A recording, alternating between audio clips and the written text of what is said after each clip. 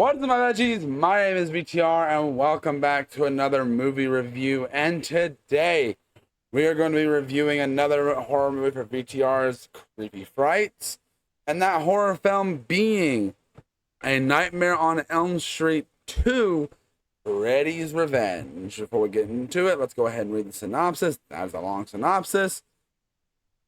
Jesse moves with his family into the home, the lone survivor of a series of attacks by a dream-stalking monster, Freddy Krueger. There, Jesse is bed-eviled, okay, by nightmares and inexplicable, if I said that right, violent impulses. It turns out Freddy needs a host body to carry out his gruesome vendetta against the youth of Springwood, Ohio. While Freddy gains influence, Jesse and his girlfriend, Lisa, race against the clock, trying to figure out what's going on. Okay, first thing I want to point out, I don't think Lisa is his girlfriend till like later in the film. I'll go ahead, but I could be wrong, but I don't think she was. That's a little... Anyway, going into this movie, I think this is actually one I've never actually sat down and watched, like, at all. So going into it, I had very low, I'd say moderate expectations. Like, I'd say I had moderate expectations for what I thought this movie was going to be.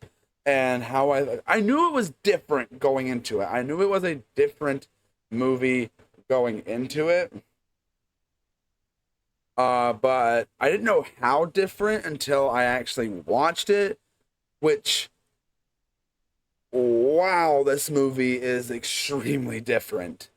Like, extremely different than its predecessor. Let's get to the positives first.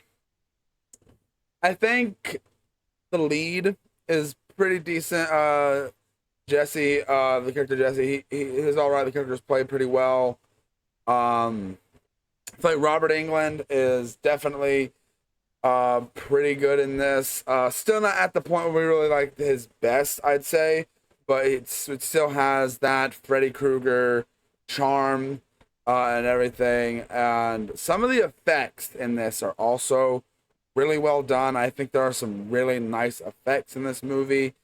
Some of the acting, though, is a little bit hokey and not the best delivered, but like some of the set pieces and like some of the just there's not as much on the dream side this time around, because it's really weird with this one, because like Freddy is like straight up just in the real world at points here, which I don't really understand, especially with the later films also. And like, it's like nothing like this really happens again in the franchise, which is really weird going into it. And I don't know, I don't really like that. It's really weird, I'd say. But with that being said, I think at the end of the day, the movie is just fine. I don't think there's really any other way to describe it besides it's fine. I don't think it's great. I don't think it's bad, but I just think it's fine. I do think it's written fairly decent. There's some things I'm just straight up like, it seems like super ridiculous at points. But I guess that's like the kind of the theme, like the dreams are like messing with reality. I don't know. It's really weird and not explained very well. That's the movie's weakest point, is like not really having much explanation for what's going on in the movie. Like that's the movie's weakest spot. Is like that's not explaining itself well. Like not really knowing, like, I don't know, just everything that happens in this movie, the explanation, like, I don't know. It's one of those movies where, like, I can't really understand like what I know what's going on, but some of these things I'm asking is like, why is that able to happen? Why is that happening? I understand why this is happening and everything. Um, it's definitely a downgrade compared to the original. It's definitely a weaker film in comparison to the first. Like, I think this movie definitely is just. I don't know. I can't. Like I said, I don't think it's bad, but it's just fine. Like I said, I don't think there's much to really say about this movie because it's straight up just fine. I think its strong suits are obviously Robert Englund is Freddy Krueger. The lead is pretty decent, and the effects. Everything else is just kind of forgettable. Like, the story is interesting, but doesn't feel like it fits with what we had established in the first movie. Like, it really just doesn't feel like it fits. Like, it feels like this is like, I don't know. It's one of those movies that are extremely odd to me. Like, I really do feel like this movie, um, I don't know. There's a lot of problems here, I'd say. Like, there's a lot that, like, it's weird. Like, it's a weird movie. It's a weird movie in the sense that I don't really even know what else to say about it. Um, it's definitely not as scary as the first movie. I think that really loses a lot of that. It loses a lot of the scares. Like, there is still some, like, a little bit there, but like seeing Freddy like chasing it around in a crowd of people is just like, it's fun, I guess, but also does not, it just looks odd to me. And I don't know. And also, I don't know if it's the lighting or the makeup hasn't had its most iconic look yet. I don't know what it is, but something about Freddy's looks and the way he looks in this movie just doesn't.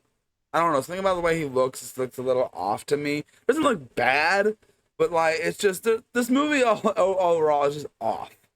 It's fine. It's off. It's strange. It's one of the oddest things I've sat through, to be honest. It's extremely odd. But that's really all I got to say about it. Critics give this movie a 42 on Rotten Tomatoes, and audiences give it even less with a 33. Which I don't know if that shocks me or not, because I think 33 is a little too low. That's just me, especially from an audience perspective. Um, but it's interesting. It's extremely interesting though. What's my rating? Personally, I'd probably just I'd give it a 2.5. I'd say